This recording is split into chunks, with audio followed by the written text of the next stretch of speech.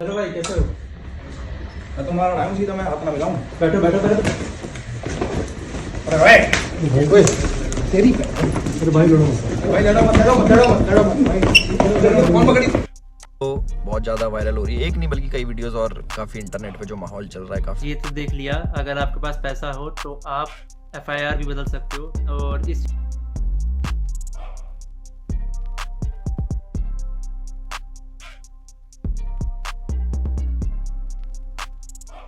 एक नहीं बल्कि कई वीडियोस और काफ़ी इंटरनेट पे जो माहौल चल रहा है, काफ़ी नेगेटिविटी चल रही है, उसके रिलेटेड ये वीडियो है अपनी। और बहुत सारी चीज़ें आ रही हैं सामने उठ के। एक वीडियो आपने देखी होगी जिसमें मैं हाथ उठा रहा हूँ मैक्सटन के ऊपर। एक वीडियो आपने देखी होगी मैक्सटन जिसमें बोल रहा है कि एल्विश ने तो ये कर दिया मेरे साथ, बदमाश है, गुंडा है, इसके ऊपर ये होना चाहिए, मर्डर केस लगना चाहिए। और उसके बेसिस पे आप सभी लोगों ने मेरे को कल्प्रिट घोषित कर दिया और बदमाश घोषित कर दिया, गुंडा है, ट्रेंड चलवा दिया मेरे नाम के, अरेस्ट एल्विश यादव, ये तो ऐसा है वैसा है, पॉलिटिक्स। बहुत जल्दी आप अपना फैसला सुना देते हो और एक साइड पकड़ लेते हो कि वो एल्विश ने तो ये कर दिया, वो मैक्सटन के मार दिया, एल्विश रखूँ और मेरी भी सुनी जाए। जो लोग विक्टिम कार्ड खेल के अपने आप को विक्टिमाइज करके एक साइड की स्टोरी सुना के दूसरी साइड जो वे कर रहे हैं ना, और जितने भी लोग इकट्ठे हो रहे हैं, लेफ्ट लॉबी पूरी इकट्ठी हो रही है, एंटी हिंदू लॉबी, जो पुराने हिंदू सपोर्टर थे, जो एंटी थे मेरे, सारे एक जन एक गुट बना के सारे मेरे पीछे पड़ गए। चलो कोई बात नहीं, ये पुराना काम है, 2020 से झेल रहा हूँ मैं। जब हम हिंदुओं के लिए आवाज़ उठाते थे तब से झेल रहा हूँ मैं। मेरे को आदत है इन चीज़ों की, लेफ्ट लॉबी इकट्ठी हो जाती है, इट्स ओके। तो मेरे साइड की भी स्टोरी सुन लो भाई। तो मैं इसमें कुछ बोलना नहीं चाहूँगा, आप एक काम करना, आप उसका ट्विटर हैंडल खोलना या फिर आप यूट्यूब पे या फिर गूगल पे सर्च करके देखना। जब मैं बिग बॉस में गया था, कब, अगस्त में निकला था मैं, जुलाई में गया था मैं, अगस्त, सितंबर, अक्टूबर, नवंबर, दिसंबर, जनवरी, फरवरी, मार्च, ये हो गया अपने 8 महीने। बहुत होते हैं 8 महीने। 8 महीने से लगातार आप देखना कि मैं क्या कर रहा हूँ मैक्सटन के साथ और मैक्सटन मेरे साथ क्या कर रहा है। उसके हर ट्वीट मेरे अगेंस्ट मिल जाएगा, मुझे पोक करते हुए मिल जाएगा, सारी चीज़ें मिल जाएंगी। अभी ना पूरी एंड तक सुनना, आपको जो मेन चीज़ निकल के आएगी ना, आप भी कहोगे कि पूरी स्टोरी ऐसी होती है जो आपको नहीं सुनाई गई। हम सुनाएंगे आपको पूरी स्टोरी, हमारा पार्ट भी सुनना। पूरे 8 महीने से लगातार पोकिंग, जो भी मैं चीज़ करूँ उसमें एल्विश ने ये करा, एल्विश ऐसा, एल्विश के लोग गवार आर्मी, एल्विश आर्मी, गवार आर्मी, और भी बहुत सारी चीज़ें बोली गई, दोगला एल्विश, कई चीज़ें। बीच में पहले हम लोग मिले भी थे, एक शूट पे मिले थे हम लोग साथ में, हम लोगों ने काम भी करा था, बहुत अच्छी बॉन्डिंग थी, कोई दिक्कत नहीं थी। फिर मैंने देखा कि भाई इसको क्या हो गया, हम एक बार मिल रखे हैं, ये इसको पोकबाजी करने में क्या मज़ा आ रहा। फिर मेरे को पता लगा ये सब चीज़ ये मेरे साथ नहीं है, ऐसे ही फॉलोअर्स के लिए करता है ये सारी चीज़ें। चलो कोई बात नहीं, कर लो। तो मैंने इसके मज़े लेने स्टार्ट कर दिया। इसने बोला गवार आर्मी, मैंने बोल दिया कि अच्छा यू स्टिल एक्टिव, ऐसे ऐसे मैंने रिप्लाई करे नॉर्मल। उसके बाद इसने हर पचड़े में पैर अड़ाना स्टार्ट कर दिया। ठीक है, कोई नहीं, अड़ा लो। उसके बाद मैंने इसको रिप्लाई करा कि भाई तू दिल्ली रहता है, याद रखियो। कब सोचा याद दिला दूँ, तो उसका भी इस पर रिप्लाई आया इसका। फिर मैंने इसको मैंने कि इस चीज़ को ना एक बार ख़त्म कर देते। मेरे पास इसका नंबर था बट वो मिला नहीं, वो पुराना नंबर था इसका। मैंने इसको मैसेज करा कि नंबर भेज, इसने अपना नंबर भेजा। मेरे को इस पर कॉल पे बात करनी थी मेरे को इससे ना, कि भाई क्या दिक्कत हो रही है, तुम बार बार ये सब क्यों करते हो, 8 महीने हो गए तुम्हें देखते देखते, और सारी चीज़ें तुम अगेंस्ट में करते हो, क्यों करते हो, मेरे को पूछना था। इसने सामने से रिप्लाई करा कि मिल लेते हैं, और अगर इस भाई पे कॉल रिकॉर्डिंग होगी तो इसको उसमें ये भी होगा। मैंने इसको बोल रखा कि तेरे को घर पे थोड़ी मारूंगा, अपने घर पे ना अतिथि होता है इंसान, उसको कोई नहीं मारता, भाई तू डर मत आ जा। उससे पहले मेरे को मम्मी से मिलने जाना था, बट इनने जो स्टेटमेंट बनाई कि तुझे और तेरे घर वालों को जिंदा जला दूंगा, जिसके चक्कर में मैंने इसको गाली बकी। कुछ मैंने अब शब्द यूज़ करे इस चीज़ के बाद।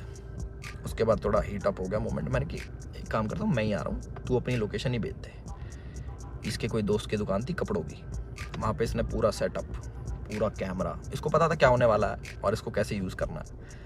और मैंने एक भी चीज़ सोशल मीडिया पे नहीं डाली कि मैं मैक्सटन से मेरी बात हो रही है या फिर मैक्सटन के पास जा रहा हूँ, इसकी चैट वैट कुछ नहीं डाली, क्योंकि ये सब काम नहीं है मेरा कि मैं फ़ोन रिकॉर्ड करूँ। ये सारी चीज़ें ये मेरे मतलब की नहीं है, ये दूसरी चीज़ें हैं। इसने वहाँ पे पूरा सेटअप बैठा है, पूरा प्री प्लान्ड, कैमरा कहाँ छुपाना है, माइक लगा रखा अगले ने। आप वीडियो देखोगे ना उसकी खोल के जिसमें मार खा रहा है, उसमें पता लगेगा इसके यहाँ पे माइक लगा हुआ है। जब लग रही है ना यहाँ पे धप धप धप की आवाज़ आ रही है, उसमें पता लगेगा कि सारी चीज़ ना बिल्कुल सटीक तरीके से प्लान्ड, कि क्या होने वाला है, इसको कैसे हमें यूज़ करना है। और जो जो लोग इसमें शामिल है वो मुझे भी पता है।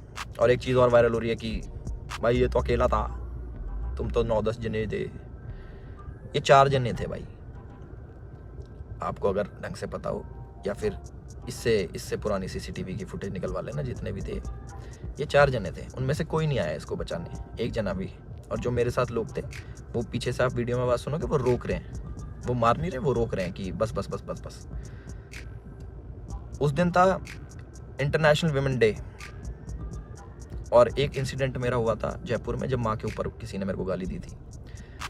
तो जो ऐसे ट्रोल्स होते हैं जो सामने मिल जाते हैं, मैं आप लोगों से पूछना चाहता हूँ कि आप लोगों को कमेंट आता है कि माँ बहन ये कर देंगे, वो कर देंगे, तुम्हारी माँ के साथ ऐसे कर देंगे, बहन के साथ, तुम्हें कैसा लगता है? सिर्फ कमेंट पे गुस्सा आता है।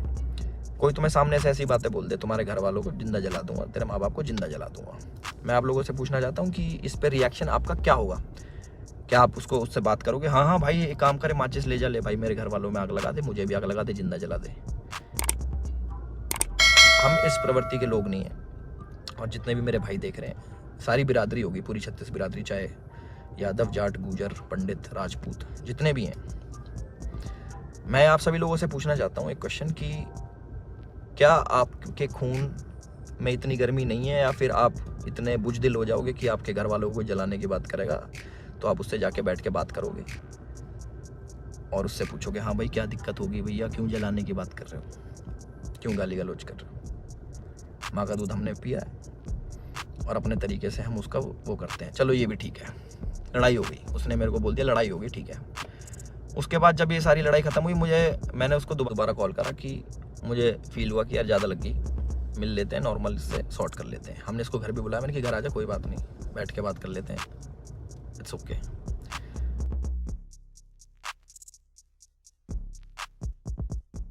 लिया, अगर आपके पास पैसा हो तो आप FIR भी बदल सकते हो, और इस चीज़ को प्रूव करूंगा। पर उससे पहले लड़ाई किस बारे में हुई, क्यों हुई, हम इस बारे में बात नहीं करेंगे।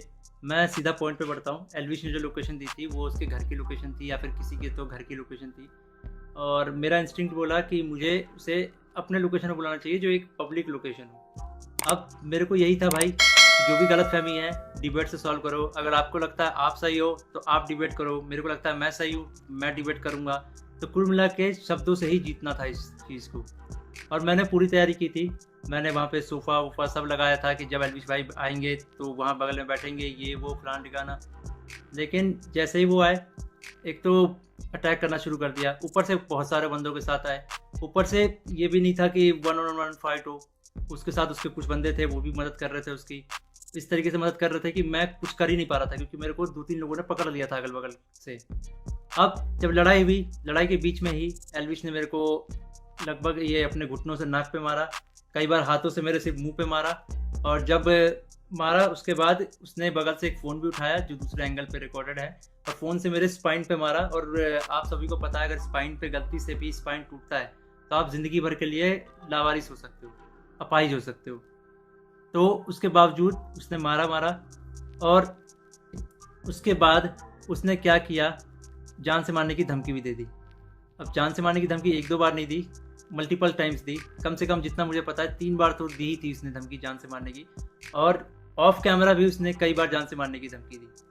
अब ये सब होने के बाद जब लड़ाई ख़त्म हो गई तो उसके बाद वो वापस जा रहे थे, तो वो जो बंदे लाया था उनमें से कुछ बंदे मेरे को, मतलब होता है ना एक प्यार से धमकाने वाला सीन, कि भाई सॉरी बोल दे, क्यों ले रहा है पंगे, ये वो।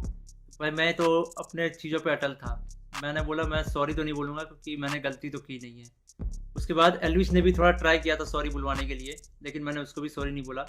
और ये सब जब हुआ तो शुरू में मेरे को लगा मेरे को सिर्फ यहाँ चोट आई है, क्योंकि मेरे को कहीं पे भी दर्द फील नहीं हो रहा था। तो मेरे को शुरू में सिर्फ यहाँ चोट आई। उसके बाद 1-1.5 घंटे बाद मेरे को यहाँ पे दर्द होना शुरू हुआ, और फिर 2 से 3 घंटे बाद मेरे पूरे स्पाइन में दर्द होना शुरू हुआ। और इस तरीके से हुआ कि मैं सो ही नहीं पाया। सुबह 4 बजे मैंने सोने का ट्राई किया था, मैं दोस्त के घर साकेत गया हुआ था, मैंने सोने का ट्राई किया, अनफॉर्चुनेटली मैं दर्द से सो ही नहीं पाया। उसके बाद हम जब दर्द हो रहा था तो हम गए वहाँ पे मैक्स हॉस्पिटल साकेत के मेडिकल निकलवाने, तो उन्होंने मना कर दिया, विदाउट FIR नहीं होगा। तो मेरा यही था, मेरा दिमाग शॉक में था, FIR हमने की नहीं थी। फिर हमने डिसाइड किया कि दोपहर के 12 बजे के आसपास हम FIR करेंगे लॉज, और उसके बाद मेडिकल करवा लेंगे पुलिस की मदद से ही। तो हम गए FIR करने। अब जब एफआईआर करने गए तो हमने पूरा बता दिया कि भाई ये सेक्शन लगाना है, अटेम्प्ट टू मर्डर है, साफ साफ दिख रहा है। तो जो एसएचओ थे उन्होंने बहुत अच्छे से बात की। उसके बाद एसएचओ अपने इंस्पेक्टर के फ़ोन में कॉल करते हैं, बोलते हैं कि पूरा इसको ना पब्लिक मत करना, गुप्त तरीके से रखना, हम लोग गुप्त तरीके से लड़ेंगे। मेरे को तभी डाउट था कि एफआईआर को दबाने की कोशिश की जाएगी, और वही हुआ। अभी मैंने एक आर्टिकल पढ़ा जिसमें एल्विश के ऊपर एक भी वो सेक्शन नहीं लगा जो मैंने एफआईआर में लिखवाई थी। अटेम्प्ट टू मर्डर का एक भी सेक्शन नहीं है उसमें। तो कुल मिला के मैं क्या समझूं, अगर आपके पास पैसा हो तो आप एफआईआर भी बदल सकते हो। मतलब हरियाणा में इस तरीके से गुंडागर्दी चल रही है कि एक बंदा आता है, मारता है और उसके खिलाफ कोई एक्शन नहीं होता, उसको पुलिस पकड़ के लेके नहीं जाती। यहाँ पे इस बात को 24 घंटे हो चुके हैं और वो बंदा अभी हंस रहा होगा कि उसको कोई पकड़ के नहीं ले गया, उसको फर्क ही नहीं पड़ा होगा। मैं हरियाणा के सीएम खट्टर जी से रिक्वेस्ट करना चाहूँगा कि इस गुंडे एल्विश यादव को अरेस्ट करवाओ। इसका बैकग्राउंड बहुत ख़राब है। जिस तरीके से यूथ को इंस्पायर कर रहा है, वायलेंस को प्रमोट कर रहा है, उससे साफ साफ पता लग रहा है यूथ बहुत गलत वे में मोटिवेट हो रही है इससे, और ये चीज़ बहुत ही ख़राब है। तो खट्टर जी, मैं इंडिया के कानून पे बहुत भरोसा करता हूँ, लेकिन अगर यहाँ पे नाइंसाफ़ी हुई तो एक तरीके से बहुत सारे लोगों को ये तो समझ में आ जाएगा कि इंडिया का कानून सिर्फ गरीबों के लिए बना है, अमीरों के लिए नहीं बना है। तो मैं नहीं चाहता कि ये कानून भी, ये एफआईआर भी दब जाए, और साफ साफ पता लग रहा है दबाने की कोशिश की जा रही है इस एफआईआर को। अगर ये एफआईआर दबता है तो ये इंडिया के कानून की हार है। मैं आप लोगों से रिक्वेस्ट करूँगा, गुरुग्राम पुलिस को और खट्टर जी को इस ट्वीट में टैग करो और उनको रिक्वेस्ट करो कि एल्विश यादव को जितनी जल्दी हो सके, इस गुंडे को जितनी जल्दी हो सके अरेस्ट करा जाए। क्योंकि अगर कोई भी ऐसे मार के निकल जाएगा और फिर अपने स्टोरी में डालेगा कि भाई वर्क डन, तो खुल्लम खुल्ला यही है कि वो वायलेंस को प्रमोट कर रहा है और उसको पता है कि उसका कोई कुछ नहीं बिगाड़ सकता। तो एक तरीके से ये इंडिया के कानून की हार है। तो अभी जो मैं एफआईआर लिखवा के आया था, मुझे उसकी कॉपी भी नहीं मिली और मुझे लगता है मिलेगी भी नहीं। बोला तो वैसे सुबह मिल जाएगी, लेकिन आई डोंट थिंक सो, क्योंकि आर्टिकल में साफ साफ दिख रहा है कि एफआईआर के जो सेक्शन है वो बहुत अलग किए गए हैं। तो इंडिया के कानून का मजाक ना बने। तो आप लोगों से एक आखिरी बार रिक्वेस्ट है, सीएम खट्टर जी को गुरुग्राम पुलिस के ऊपर टैग से टैग किया जाए ताकि ये मामले को वो लोग सीरियसली ले। इन द एंड अगर इस बीच में मुझे कुछ भी होता है, मेरे पे कोई भी जानलेवा हमला होता है, इसके जिम्मेदार एल्विश यादव होगा या फिर उसके दोस्त होंगे या फिर गुरुग्राम पुलिस होगी जिसने मेरे एफआईआर को पूरा का पूरा बदल दिया और पता नहीं क्या एफआईआर लिख दिया। और ये इंडियन कानून की बेइज्जती है, ये तो मैंने देख लिया। कुछ नहीं भाई, अगर तुम्हारे पास पैसा हो तो कुछ भी कर सकते हो, ये तो मैंने देख लिया भाई। हाय एवरीवन, तो मैंने आज